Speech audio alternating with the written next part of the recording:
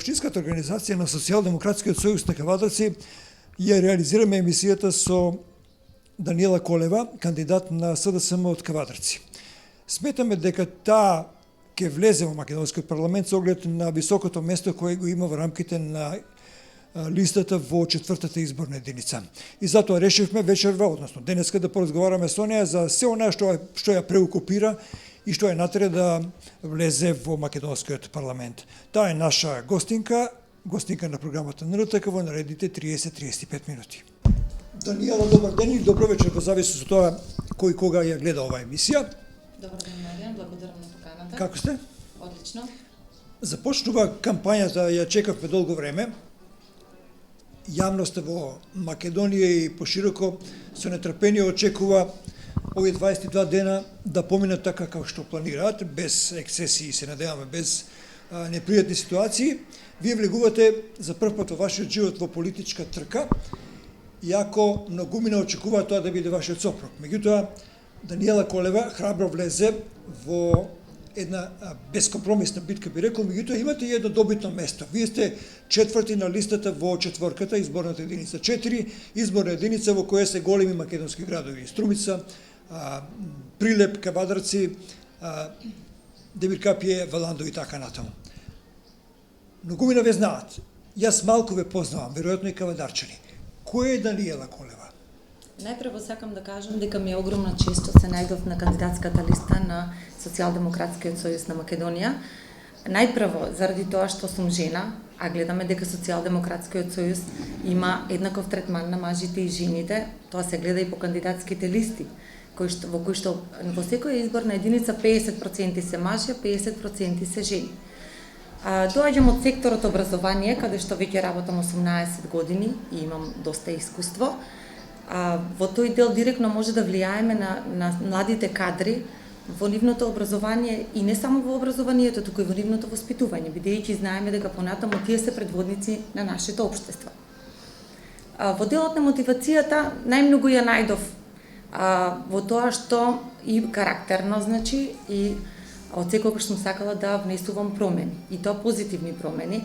Луѓето во нашиот град ме познаваат добро, значи секогаш сум достапна за сите, знаат да ми ги кажат своите проблеми, своите потреби, а јас пак за сметка на тоа па знам веднаш да делувам и да помогнам во секој проблем и во негово решавање.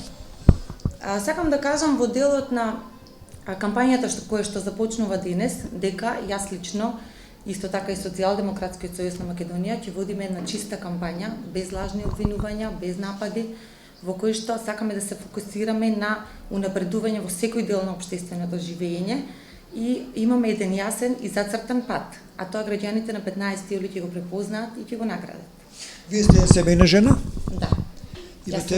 Јас сум семејна жена, мажена сум веќе 18 години и имам 3 дечиња. Добро, зад вас немате хипотека? Не. Добро. Убаво е кога имаме чист и неизвалкан лик за политичар. Најглавна работа ќе биде да ги застапувате интересите на кавадарчи, на граѓаните во оваа изборна единица. Што мислите овој момент во кој сите се наоѓаме со присуството на коронавирусот, дали битно го измести епицентарот на настаните во Македонија или не? Или како ние како држава, како влада се справуваме со оваа голема несреќа која не најде и ни го смени животот? Дефинитивно, коронавирусот го смени животот и тоа на глобално ниво. Исто така го осетивме сите тоа и во нашата држава. Меѓутоа сметам дека уште од самиот почеток нашата влада во соработка со Комисијата за заразни болести многу добро се справува со вирусот. Зошто мислам така? Затоа што сите мерки кои што беа донесени од самиот почеток беа вистинските мерки и беа навремено донесени. Исто така се почитуваат од граѓаните. Министерот Филипче доста доследно и стабилно си ја завршува својата работа, но овие поголеми бројки што ги гледаме последните денови, сметам дека се резултат од неангажираноста и недоволното делување на министерот за внатрешни работи. Затоа што на тој начин се поттикнува кршење на мерките и препораките кои што постојано се повторуваат и по медиумите. Но само со почитување на мерките, тоа го гледаме сите. Само единствено на тој начин може да ја пребродиме оваа криза, затоа што веќе се враќаме во едно нормално живење. Гледаме дека и се отвара Скопскиот аеродром, се се отварат границите. Значи ние продолжуваме натаму со таа нова нормалност во која што ќе мора за да се заштитиме и себе си, да ги заштитиме и другите, да ги почитуваме сите мерки и препораки. Покрај тоа што треба да се грижиме за здравјето, веројатно и економијата е многу важна, бидејќи без економија, без пари, без капитал не можеме да одиме напред. Како ние како држава се справивме и имали економски последици?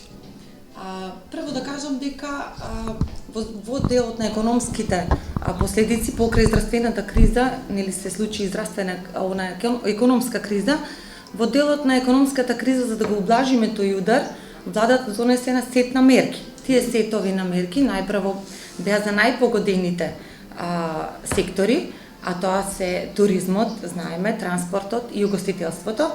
Во првиот сет беа донесени бескаматните кредити, кои што доста од компаниите ги искористија. Во вториот сет на мерки беа опфанати сите категории, односно сите правни субјекти од приватниот сектор, во кој што има минимална плата за секој вработен од 14.500 динари, а исто така има субвенционирање на придонеси за секој вработен. Тоа значително ја олесни цел овој економски удар за сите компании кои што дефинитивно го осетивме, не само во Македонија, туку и на глобално ниво, во целиот свет. Но не застанавме тука, значи, за многу кратко време беше опфатен трет сет на мерки со платежните картички, кои што се уште се издаваат, гледаме дека има многу заинтересирани граѓани, има граѓани кои што имаат добиено, тука се опфатени младите од 16 до 29 години кои што имаат добиено платежна картичка од 3000 динари, купувам домашно, се опфатени граѓаните кои што имаат ниски примања, опфатени се граѓаните кои што се активни баратели на работа и исто така се добиени ваучери за туризам.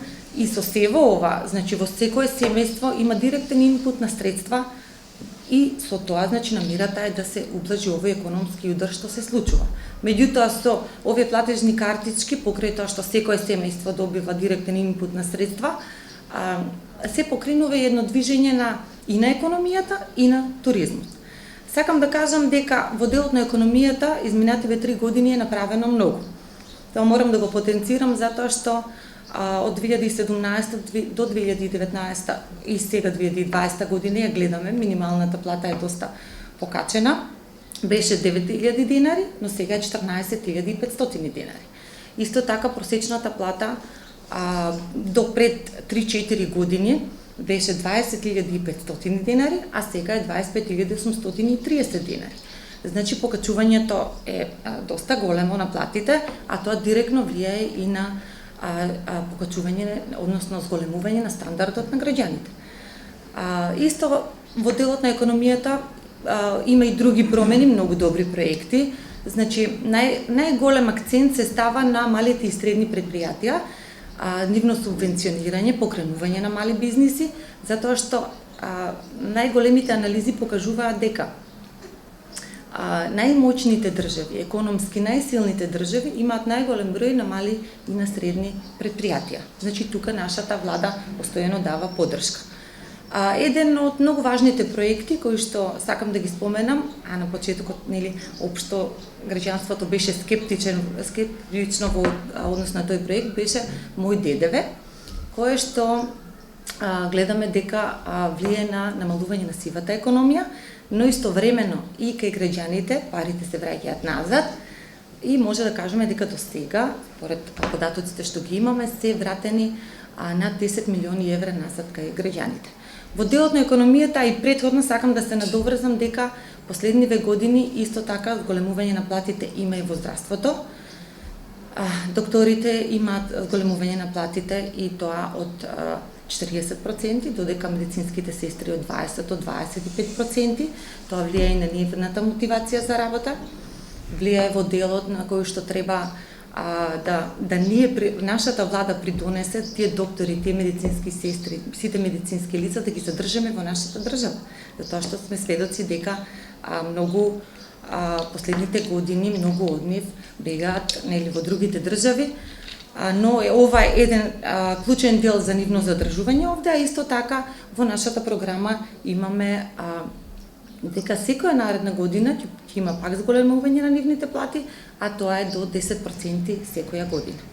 Значи во делот на здравството постојано се инвестира во болници, се градат болници, реконструкција на болници, се купуваат медицински апарати, значи во тој дел дефинитивно разликата може да ја видиме. Тука во нашиот град разлика може да видиме во нашата општа болница.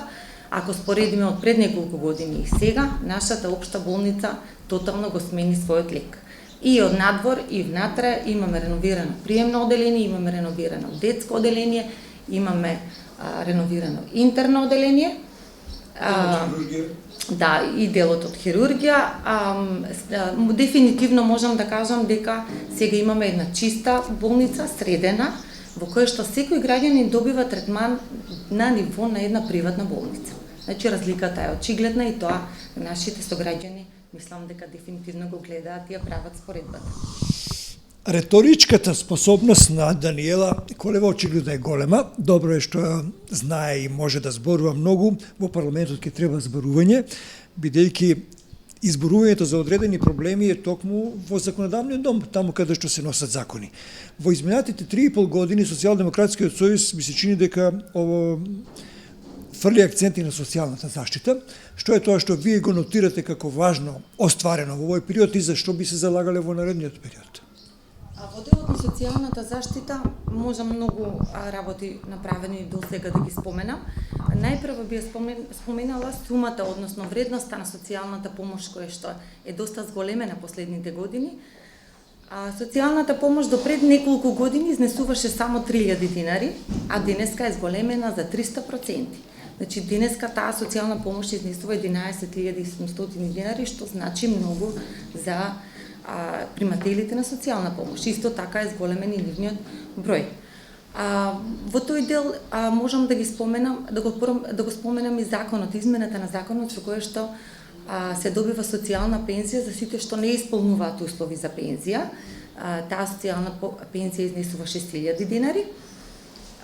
Минималната пензија во нашата програма, значи, исто така ќе има зголемување од 10.700 динари, што значи дека сите пензии во наредниот период ќе бидат покачени, се планира нивно покачување. Во делот на социјалната помош имаме изградба на веќе се градат социјални станови, а планирана е изградба на 700 нови социјални станови на ниво на цела држава. Тука морам да го споменам и покачувањето на платите, значи тоа беше во сите сектори. Во делот на покачувањето на платите, освен социјалните работници, покачени се платите и на вработените во детските градинки, и тоа на воспитачите и негователките. И тоа покачување беше доста големо, значи 16%. За детските градинки можам многу да кажам, и тоа е очевидно тука кај нас во нашиот град. Имаме изградба и на нови детски градинки, и на градинки кои што имаат доградување, реконструкција и опремување. Во склоп на детската градинка Рада Боцева имаме доградување и опремување на градинките Снежана и Детелинка, а имаме и изградено целосно нови детски градинки, а тоа се детската градинка во село Марена и детската градинка пренаменена простор во село Возарци. Досегашните инвестиции за тие детски градинки се од 800.000 евра, значи доста средства се има дадено во детски градинки, а моментално се гради целосно нова детска градинка, која што е инвестиција на владата од 900.000 евра. Тоа значи многу за нас, затоа што знаеме изминативе години колкав проблем има граѓаните со сместување на нивните деца од предучилишна возраст во детски градинки. Имаше голем број на листа на чекање дечиња, но сега, за само 3 години, мислам дека овој проблем е целосно решен. Со тоа што со новата детска градинка воопшто има деца на листа на чекање. Оваа влада, значи, постојано гради детски градинки, гради болници, вложува во детската заштита, додека до некоја година гледавме само градење на споменици, што воопшто за нас граѓанството не беше од никаква корист. Споменавте инфраструктура, многу важна е. Општина Кавадарци на чело со господинот Јанчев последниве 3 години доста полага во изградбата на комунални објекти, меѓутоа и вие како Социјалдемократски сојуз посветивте доста внимание барем за Кавадарци, можам да кажам, изграден е мостот во Ваташа, на Северен булевар проширување огромно е направено, заедно со општината и други фондови направени се доста објекти. Што е тоа што го заборавив да го кажам во делот на инфраструктурата и што би можело да очекуваат граѓаните на Кавадарци и на овој регион за вложување во оваа сфера? Дека постојано се гради сме сведоци сите, и тоа и во нашиот регион, на ниво на цела држава. И во време на коронавирусот, еве гледаме овие изминатите месеци, не е прекинато со градежната офанзива. Во делот на нашиот регион, морам да ги нагласам, значи Северен булевар и проширување на лентите, целосно нов лик за нашиот град, исто така од голема корист и од безбедносни причини. Мостот во Ваташа, многу важна работа која што е инвестирана од нашата влада, затоа што во тој дел мислам дека безбедноста сега е значително подобрена и дека тој дел многу е важен за сите туристи, за сите компании кои што го користат тој мост. Да, значи ние како граѓани, како туристи и други туристи кои што доаѓаат го користиме тој мост постојано. Исто така и во делот на изгледот целосно нов лик добива и тој дел. Тоа е огромна инвестиција за која што многу често се прашувам зошто до сега не било направено, затоа што знаеме како изгледаше и како беше преминат преку тој мост. Значи тоа е заслуга на оваа влада, затоа што клучните проблеми треба да се решат. Со тоа сме се соочувале многу време. Имаме голем предизвик, мислам дека се направи проектот, меѓутоа граничниот премин Пулевац е едно од инвестициите на општина Кавадарци, верувам на нашата влада со оглед на тоа што е многу значаен за циркулацијата на луѓе и стока меѓу Грција и Македонија. Дали имате некои информации, дали во наредниот период кој вие ќе го застапувате во парламентот ќе биде значаен за отварање на оваа делница и подобрување на комуналната инфраструктура, да не речем патиштата и граничниот премин? Да, дефинитивно е важно да се направи тој граничен премин и знам дека се разговара за тоа, значи во наредниот период и јас ќе се залагам за тоа. Во многу сектори, во многу делови ќе помогне понатаму тој граничен премин. Во делот на изградба моментално што се случува, значи патот Мушов гроб до Мрежичко се работи, планиране рехабилитација на патот кон Росоман, значи од кој што е во должина од 7 километри. Така, планирана е рехабилитација на патот на кај Прилеп, значи од таа страна на Кавадарци и до сега, значи за овие 3 години може да видиме дека се изградени 500 и рехабилитирани 500 километри патишта, предвидени се со нашата програма 900 километри патишта. Значи не се застанува, се гради многу и граѓаните го гледаат тоа затоа што тие патишта ние ги користиме секој ден. Патиштата се многу важни и за економијата и за целокупниот секојдневен живот. Кон крајот на муабетот на разговорот со господин Колева, ќе влезете во парламентот македонски, кажете ни зашто би се залагале вие како Колева, како Социјалдемократски сојуз на Кавадарци, што е тоа што треба да го очекуваме од вас во собранието? Вака, значи јас карактерно сум многу цврста, стојам за своите ставови, сакам да ги споменам во делот на моето залагање. Прво, бидејќи доаѓам од секторот образование. Во делот на образованието може многу да се направи и дефинитивно значи ќе се прават реформи, исто тоа го имаме во нашата програма. Тука морам да го споменам, значи покачувањето на платите што го направи оваа влада од 21%, затоа што тоа покачување на плата знаеме дека неминовно влијае и на мотивацијата за работа. Како сме ние сите наставници мотивирани се учениците да постигнуваат понатамошни успеси. Покрај тоа покачување и ред други реформи кои што се планираат во образованието, понатаму сакам да споменам како дел важна работа покрај дигитализацијата на наставните планови и програми е воведување на здрав оброк за секој ученик во секое основно и средно училиште. Значи, свесна сум за тоа, затоа што сите родители го бараат тоа изминативе години. Исто така, не можеме да не споменам во делот на земјоделието како гранка, особено лоздарството, кое што е клучна во нашиот регион. Тука се направени многу вложувања на нашата влада изминативе 3 години, а исто така се планираат и други. Направени се најбитно 2016 година сите средства кои што лозарите не ги добија за нивното откупено грозје, владата ги исплати и тоа се околу 2500 лозари во вредност од 1,8 милиони евра. Значи тоа е доста да. Тоа се доста големи средства кои што беше голем проблем, а оваа влада го реши. Знаеме дека постојат многу голем број на мали винари кои што моментално се регистрираат и со тоа регистрирање со програмата на владата би добиле грантови и тоа неповратни од 10.000 евра по винарија. Тоа се малите семејни винарии. Исто така во делот на лозарството знам дека во соработка со сите граѓани и со разговор со нив, субвенционирањето од 2 динари по килограм грозје го очекуваат. Сакам да дадам една најава дека наредните денови ќе се спроведе тоа и тоа со сигурност.